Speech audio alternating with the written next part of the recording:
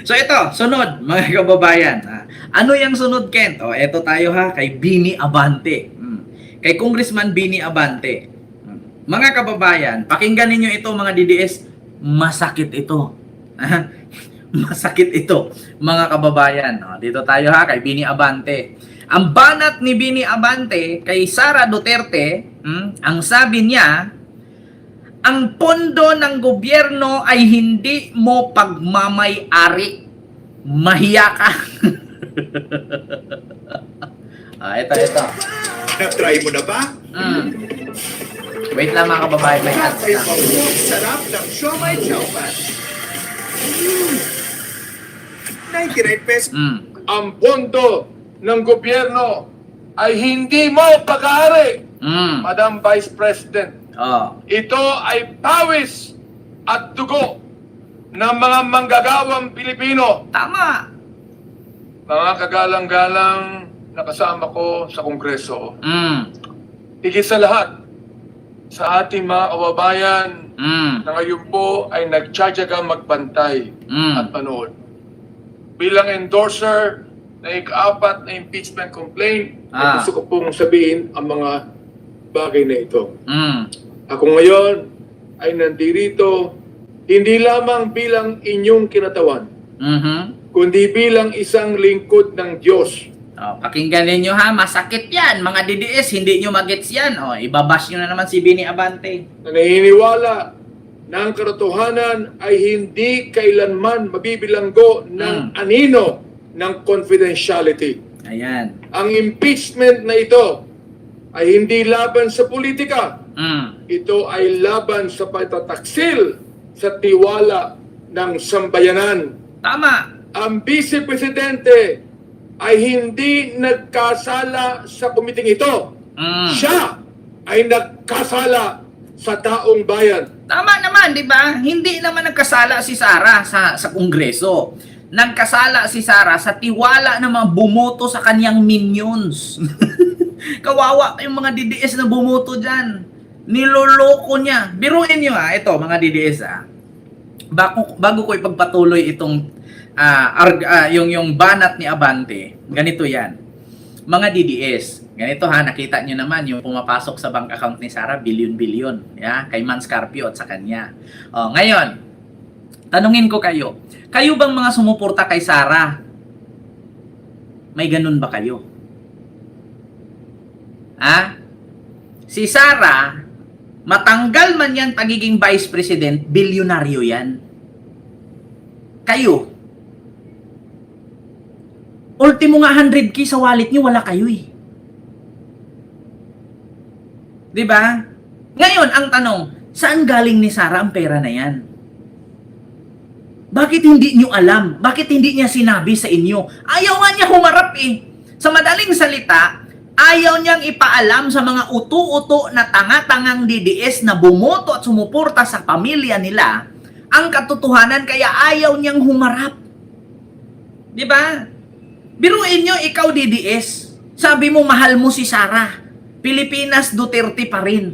Pero yung ipaliwanag ni Sara kung saan galing ang pera, hindi niya sinabi, hindi siya humarap. Bakit? Sa madaling salita, hindi niya gustong malaman ng mga bumoto at sumuporta sa kanilang tanga-tangang DDS. Di ba? Kasi baka mawala ng gana at hindi na siya iboto. Ganon ang totoo. Alam nyo yan mga DDS? Ultimo kayo nilinlang ni Sara, ultimo kayo pinangsinungalingan niya. Ayaw niyang humarap. Bakit? Kasi pag humarap siya dyan, mabulgar, malaman ninyo at hindi nyo na siya iboto. Ganon kasimple yun. Kung walang kasalanan yung Sara ninyo, dapat humarap siya. Kung walang kasalanan yung Sara ninyo, di sige, manood ako, kalkalin ninyo. Ganyan dapat. Bakit kailangan mo magbagsak ng 16 na abogado? Di ba? Sabi nga ni Ted Filon, alam nyo, sa totoo lang, si Sara tatakbong presidente sa 2028. Kung hayaan niya ang Kongreso at Senadong kalkalin ang impeachment na yan, tapos walang mapala ang Kongreso at Senado, mananalo si Sara sa 2028. Lahat ng mga nag-aakusa sa kanya, magsusuri at mapapahiya yun. Kaya nga sabi ni Trillanes, Kung hindi totoo ang sinabi ko, kasuhan nila ako. O bakit ayaw lang kasuhan si Trillanes? Ang pondo ng gobyerno ay hindi mo pag-aari, Di ba? Madam Vice President. Mm. Ito ay pawis at dugo ng mga manggagawang Pilipino. Subalit ano ang nakikita natin sa mga ebidensya? Unang-una, ang misteryo ng duffel bags at holiday rush liquidation. Di ba? Batay po sa sworn testimony ni Ramil Madriaga, nasaksihan natin ang isang tagpong parang pelikula na nanggaling sa Colombia at sa Mexico. Di ba? Noong December 20, 2022, Pakinggan yung banat ang niya, mismong Bante. araw na nag-encash ang OVP ng 125 million na confidential funds. Apat na duffel bags na punong-puno ng cash ang inilipat mula sa DepEd. Ang perang ito ay hindi dumaan sa tamang audit. Sa halip, ito ay dinala sa mga parking lot, Di ba? iniwan sa mga gulong ng sasakyan, Di ba? at ipinamahagi sa mga intermediaries. Ang masakit pa rito, ayon kay Madriaga, ang 125 million na ito ay naubos sa loob lamang ng 24 oras at hindi 11 days. Gaya ng naunang naibalita. Pambihirang bilis. Talagang pinastrak, mga kaibigan.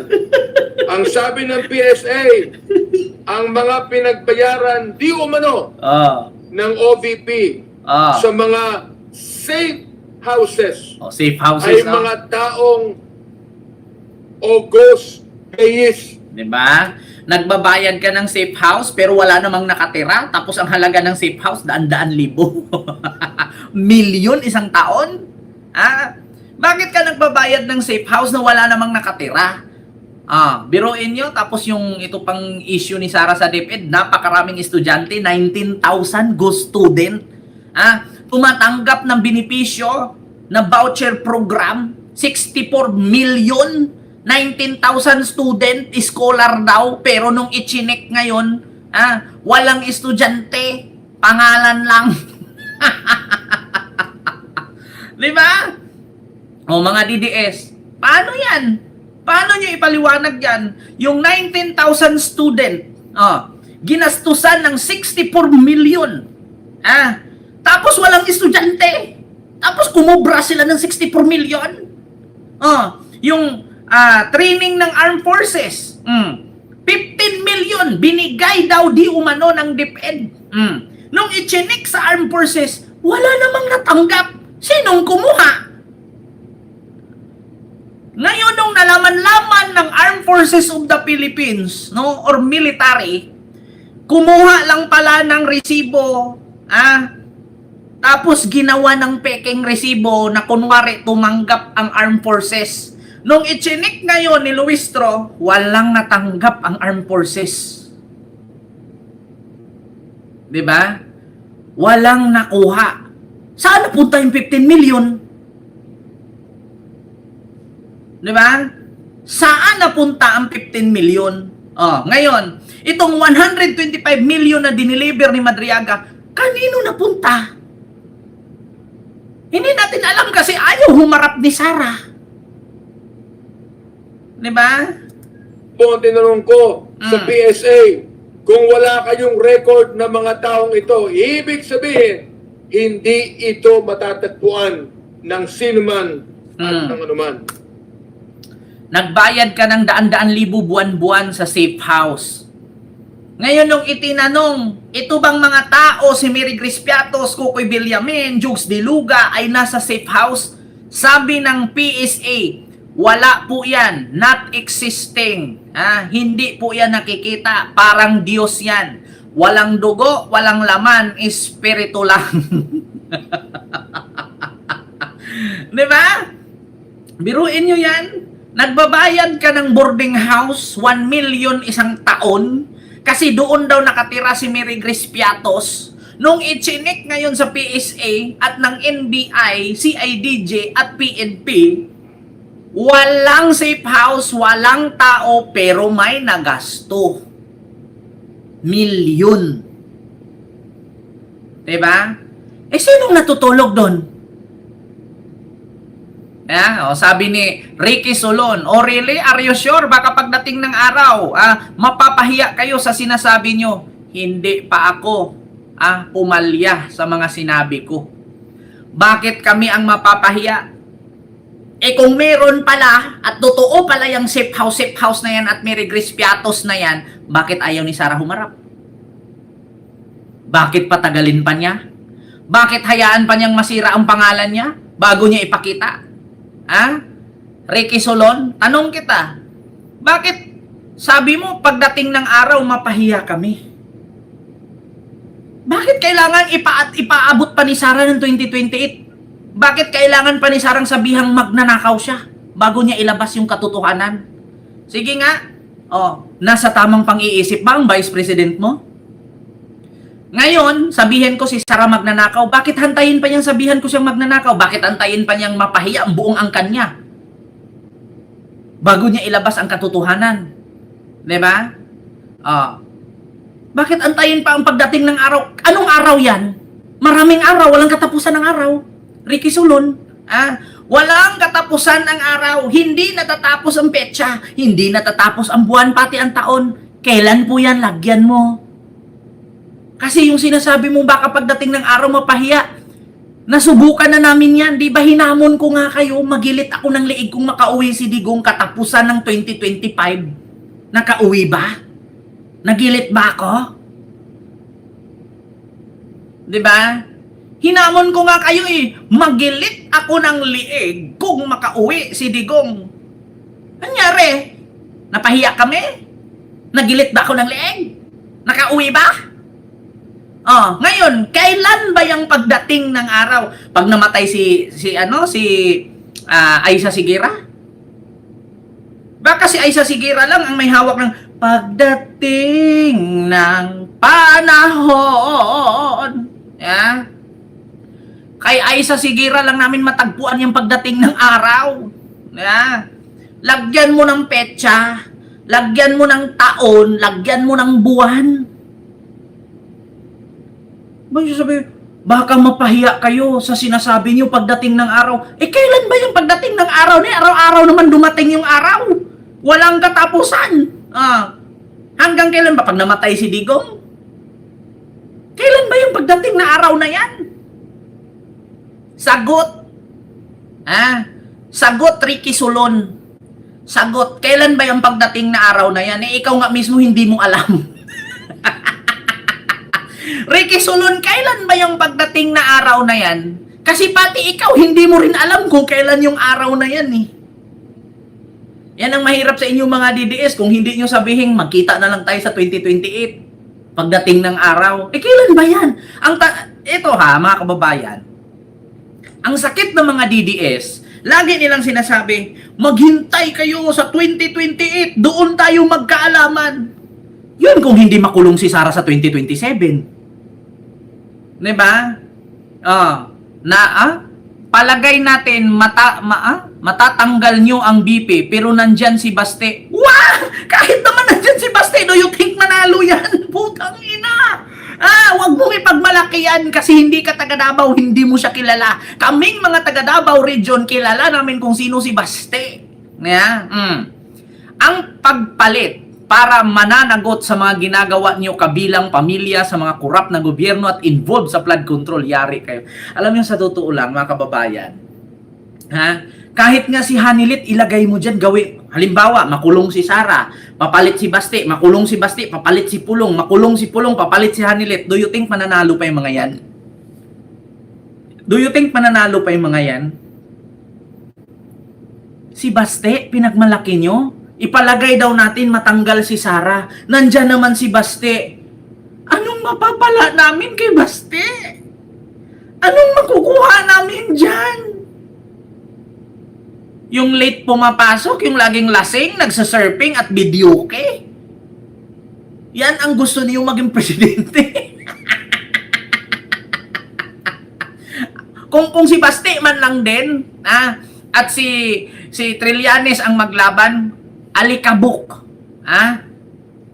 Galingan nyo lang kasi once na di nyo, once na di nyo matanggal ang BP, magtago na lang kayo. Bakit kami magtago? May ninakaw ba kaming confidential fund? Meron ba kaming hindi idiniklara sa SALN? 2019 hanggang 2024, ang magtago Requesón yung sinungaling, yung nagnakaw sa kaban ng bayan. Sabi nga ni Bini Abante, hindi mo pagmamay-ari ang pondo ng gobyerno. Dugo, hirap at pawis ng Pilipino yan. Bakit kami magtatago? Nagnakaw ba kami? In just 125 million in just 24 hours? Bakit kami magtatago? Pagmamay-ari ba ni Sara ang Pilipinas? Tandaan ninyo, ilan na lang kayong DDS. Ito patunay ko kung bakit hindi manalo si Sara sa 2028. Subukan nyo nga mag-rally. Huwag nyong isama ang INC. Tignan natin kung umabot ka 1 milyon. Hindi nyo nga napanalo yung Duterte na pinagyayabang yung Duterte. Sinong pumasok? Di ba si Bato lang at si Bongo? Nasaan yung 8? Diba? Kung talagang malakas si Sara, bakit yung Duterte 2 lang nakarga? Sige nga, hamunin ko nga kayo. Paralihin nyo si Sara dyan sa grandstand sa Manila kung umabot kayo milyon. Kahit nga dyan sa EDSA, nilalamok nga kayo eh. Alam nyo, sa totoo lang, Ricky Solon, ito lang masabi ko. Kung marami kayong DDS, edi sana umabot ng 32 million yung viewers ko. Ang patunay, walang ganun. Napaka-simple. Kung marami kayong DDS, bakit hindi nyo naabot ng 32 million yung live viewers ko? Kung kaya nyo paabutin ng 32 million yung live viewers ko, ibig sabihin, nandyan kayo mga DDS. So, ibig sabihin, hindi umabot ng 32 million, 3,800 lang. Ibig sabihin, konti na lang kayo DDS. Diba? Oy, Chris Olo, may kalab shoutout. Diba? 32 million daw sila. Hindi nga umabot 32 million viewers ko eh. Kapal ang mukha nitong mga DDS na to. Ikain nyo yan. Diba? Ito, mga kababayan. Sunod, kita nyo, narinig nyo sabi ni Bini Abante. Masakit ito, Ang pondo ng gobyerno ay hindi mo pag-aari. Diba? Ang pondo ng gobyerno ay hindi mo pag-aari. Ibalik mo yan. Tangina mo ka, magnanakaw ka. Para hindi ka masabihang magnanakaw, humarap ka. Madam Vice President, ito ay pawis at dugo ng mga manggagawang Pilipino. Narinig mo yan, Sara? Mahiya-hiya ka naman. Pawis at dugo namin yan. Nanakawin mo lang. Masakit. Tanong ko mga DDS, kaya nyo pa bang ipagtanggol si Sara? O nahihirapan kayong ipagtanggol? Nahirapan kayong pagtanggol, no?